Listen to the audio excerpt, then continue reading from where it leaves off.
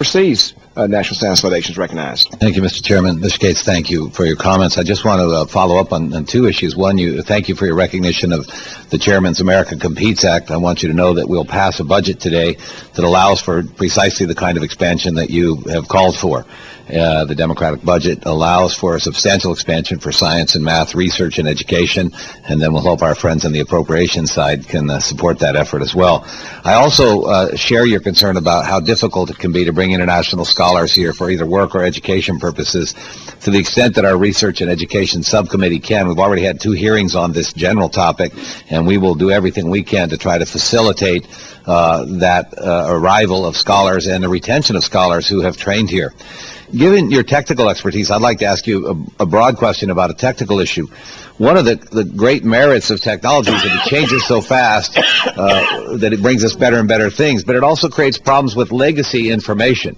And I'm particularly interested in the issue of open XML and the broader question about standards and your belief about how things like open XML and standards, international standards for the Internet, the pros and cons of those and where you see those heading.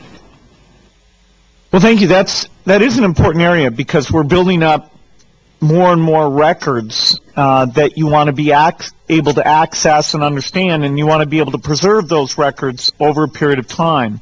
In fact, these digital archives will cover a lot of people's activities, and parents will want to be able to go back and get essays from children, or researchers will want to be able to go back and get the data from different experiments. And even libraries, a lot of their collections will be in this digital format, and you want to be able to access that.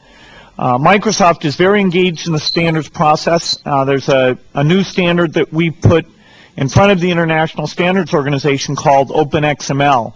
And it uses XML in a way that means that anybody using our software or other software that meets this standard will be able to access it out into the future.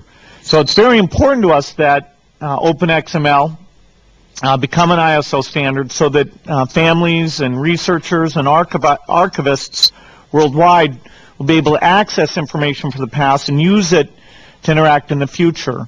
And it's by mining data like this that I think a lot of the advances in understanding how education is best done, or understanding what should be in the medical field.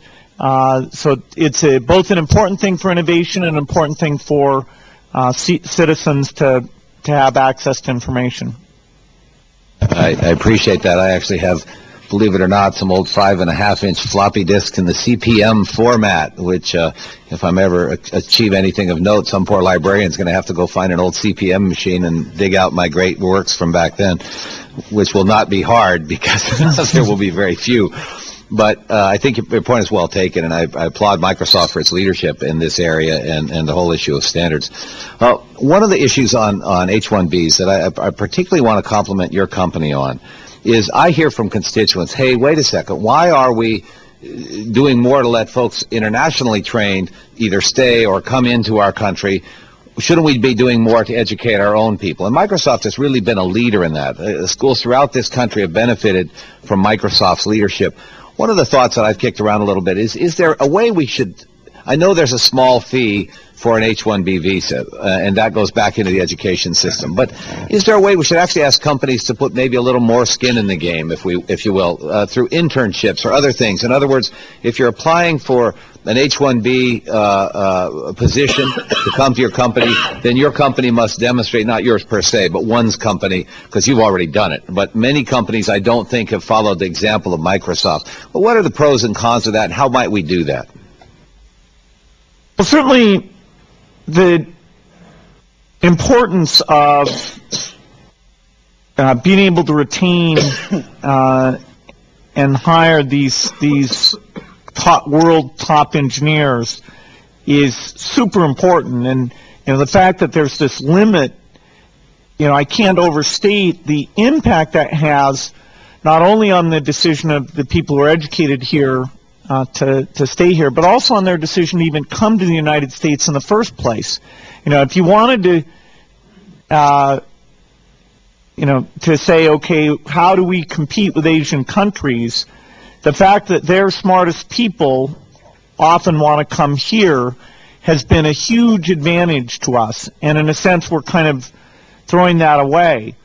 To be honest, if there was a way that we could get the freedom to hire these people that set a threshold for the companies involved to be concretely be involved in giving back to education, I think that would be acceptable. As long as it's concrete and it really solves the problem that we're all facing here. I think even without that, though, it's a total win-win situation for the economy and job creation to not force these people to be employed outside the United States. We actually, partly because of the current U.S. immigration policies, we created an office up in Vancouver, Canada, because that government, like virtually every government other than the United States, recognizes that competing for talent and encouraging talent, particularly talent educated in a country, getting them to stay, that's very, very important. And so just across the border you have quite a contrast in terms of how high-skilled workers are treated. I appreciate that. I think the hard part, and we need to impress upon this Congress and the administration the urgency of this matter for our competitiveness. Thank you. Thank you, Dr. Baird. Mr. Robach.